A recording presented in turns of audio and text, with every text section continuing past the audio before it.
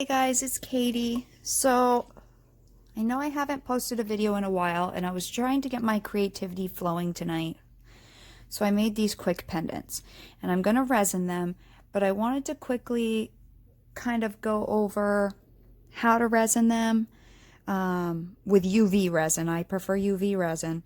The resins I have and which ones I prefer, because I know I have an older video, but I'm going to go through a newer video of this.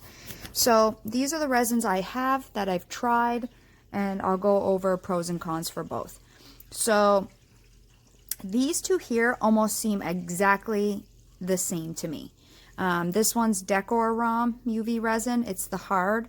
And this one is, I don't even know how to say it, QIAO UV resin hard.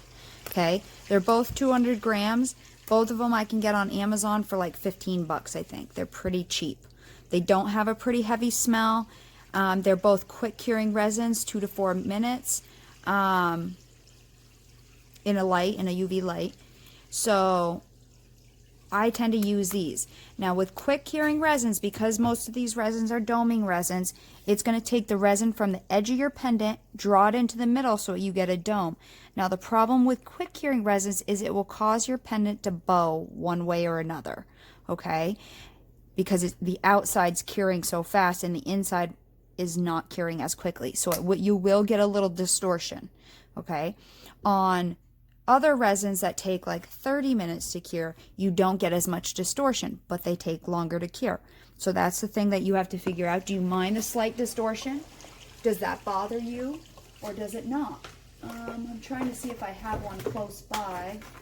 A resin that's slightly distorted so you could see it, but I don't see one close by.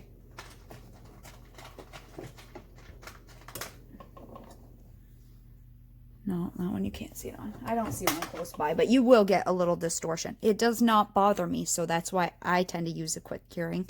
Plus, I'm pretty impatient, and they're cheap, and they don't smell too strong. So I tend to go with these. Now, on something I really don't want to distort, I do like the Easy Dome. Now, these I would say are a medium consistency thickness, okay?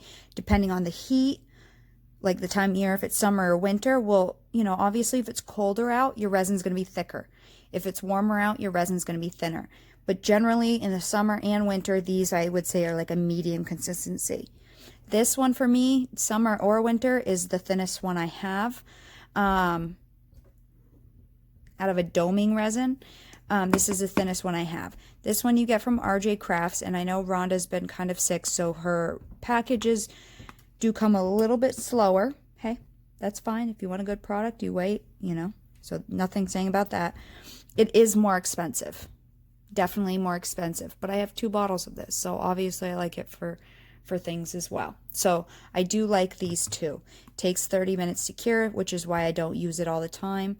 It is a little thinner. This one is definitely thinner than these two.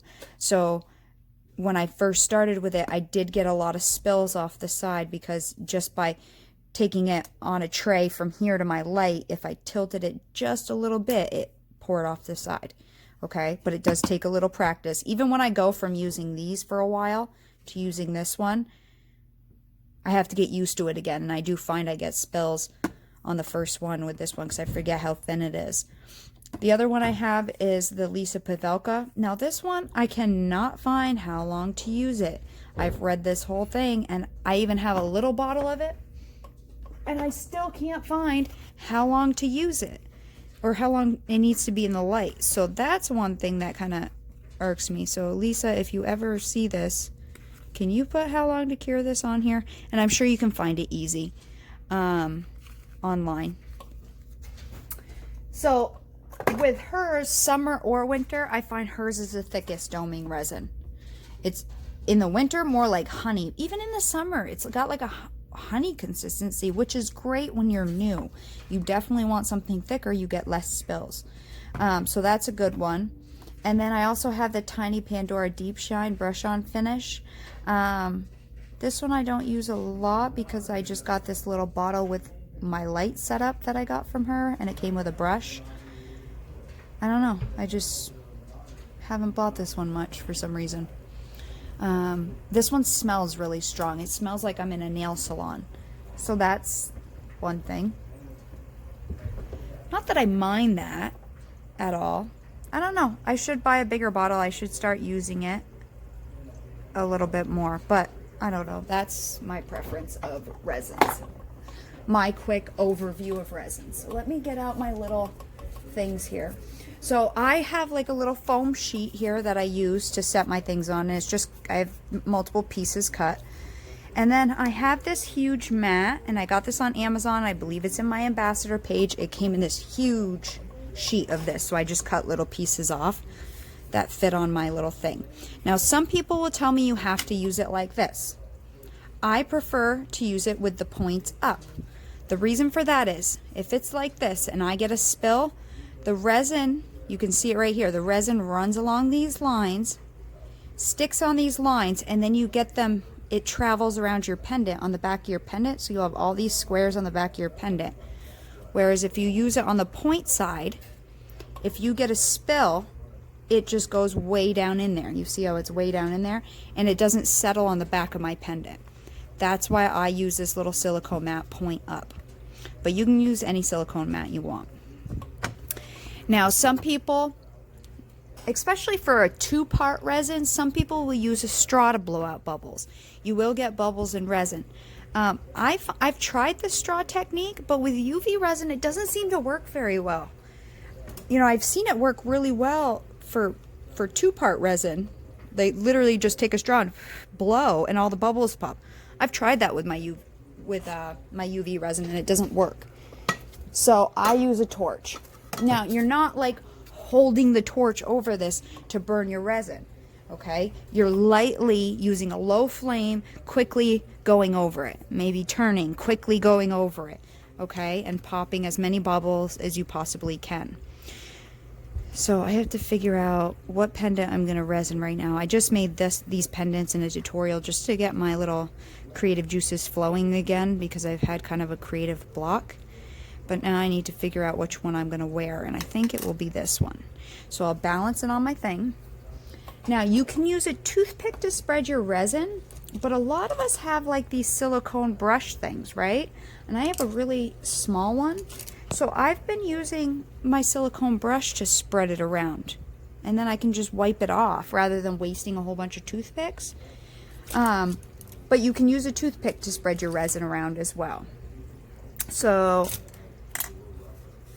I think I'm going to go with one of these two. And again, I think these are exactly the same. Honestly, like I really bet you they're the same manufacturer makes the resin in them, and then it's sold by different companies.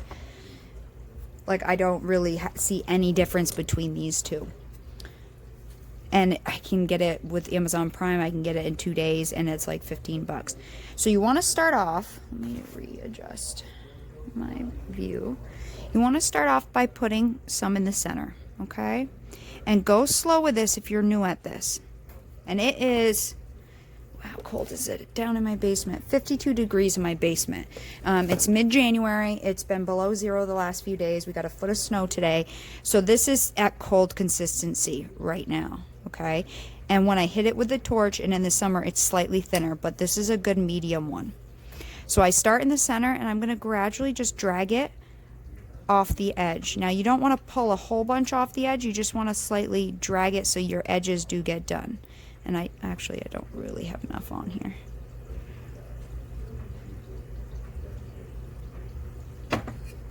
Now, because I'm on the points of this mat, it will kind of move around a little bit, but that's okay. I can always just take my end and slide it back where I want it. So I'm just dragging it from the center, just gently grabbing the resin and flowing it over to the edges. Now, some resins, UV resins, will really pull away from your edge a lot. And after you cure it, you'll see you'll have a gap between the edge of your pendant and where the resin starts.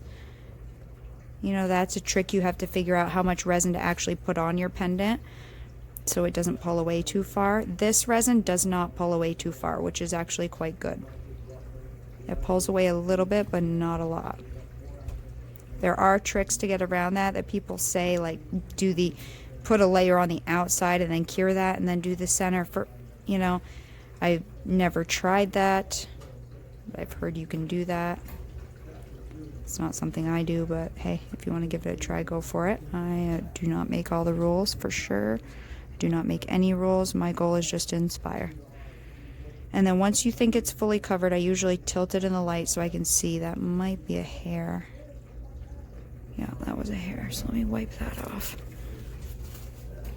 Now I just do light tilting because I can see the reflection, and I know it's hard for me to do this on camera, but I want to make sure all my edges are covered. Once I think I'm pretty good with my layer, a lot of times what I'll do is I'll just add a tiny little bit back in the center just to make sure I have enough. Not a lot, just a little bit. Okay, then I'm going to turn my torch on low. I want just a small flame. Now it's going to be a bigger flame right now that it's upright, because when I tilt it down it seems to get smaller, so I go a little bigger. When I tilt it like this, my flame gets smaller. And then just some wipes over the top, quick swipes.